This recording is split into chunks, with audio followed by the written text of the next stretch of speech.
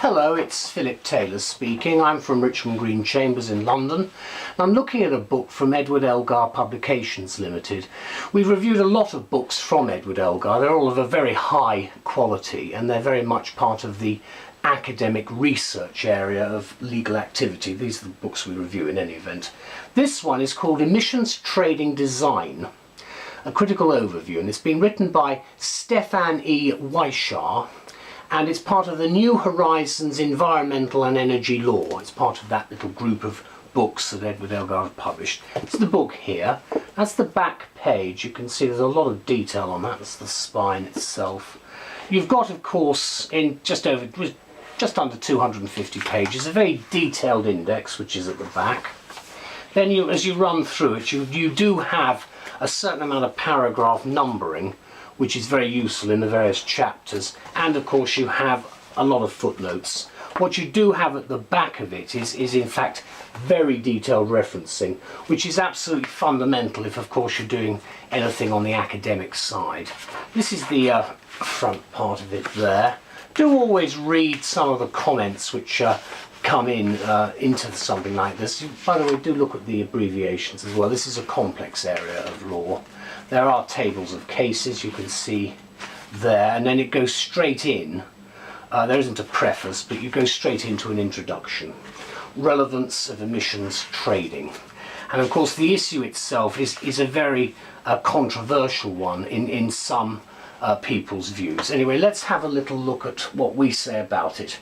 My wife Elizabeth and I have written a review which we have given the following title to. It's on the web and in some of the journals.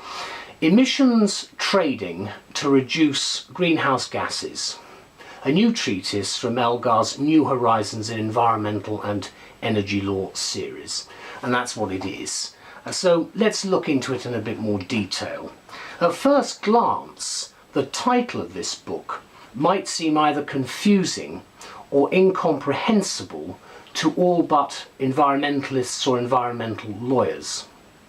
What the term emissions trading refers to, however, is a market-based instrument that, in the words of the author, policymakers can use to achieve environmental objectives. So what does Stefan Weishaar mean by this? The most important environmental objective that one can think of is, of course, the reduction of greenhouse gases worldwide. Emissions trading is one of several instruments, of systems if you like, which allows polluters, that's installations that emit large quantities of greenhouse gases, to trade their abatement activities with emitters who, we assume, do not pollute as much. Therefore, says Weishaar, who's an associate professor of law at the University of Groningen, quote, "The emitter with the lowest abatement costs will sell its abatement efforts in the form of emission allowances to polluters who have higher abatement costs.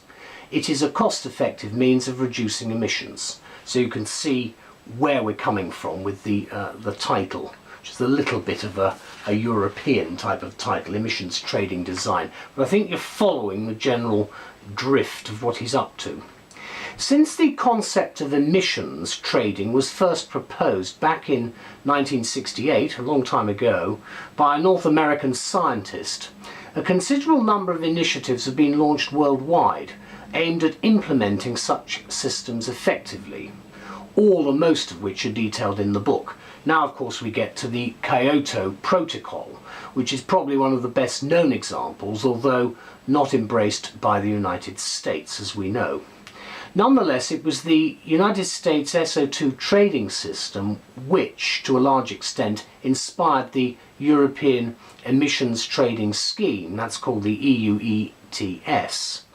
The author then points out that in 2005, the EU ETS started as a multi-jurisdictional attempt to reduce CO2 emissions, primarily from four broad sectors, that's energy, ferrous metals production, minerals and pulp and paper. The main issue dealt with a thorough and scholarly manner, and has been dealt with that way in this book, and is therefore aimed at how to design an emissions trading scheme, including, of course, how to identify the possible problems which are involved, how to address such problems when they arise, and with whom emissions trading systems can be linked.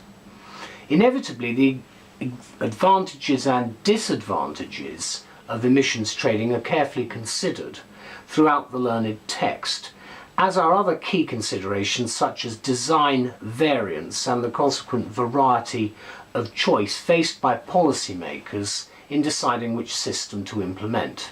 And remember, a lot of people think we haven't got very much time on this, so this is why the book is actually a very relevant book in 2014.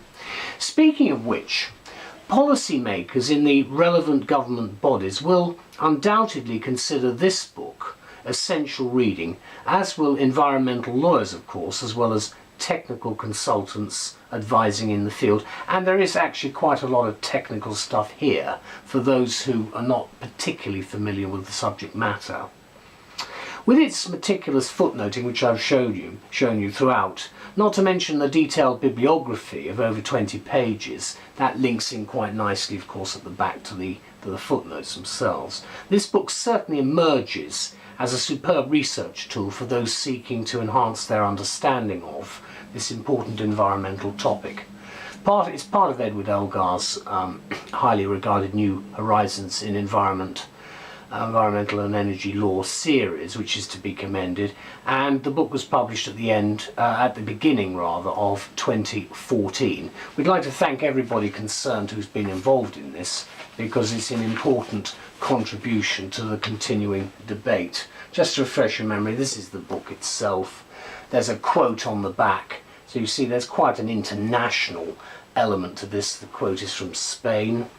And of course the author himself comes from the Netherlands. Just to remind you again, that's what the content looks like inside. It's certainly a very good book, and something which I think most people will find extremely helpful. Those are the sort of contents that are there. It's a light book too. Thank you to all concerned anyway for an excellent publication, and we're very grateful to have it in our collection of books. Thank you very much. Bye bye.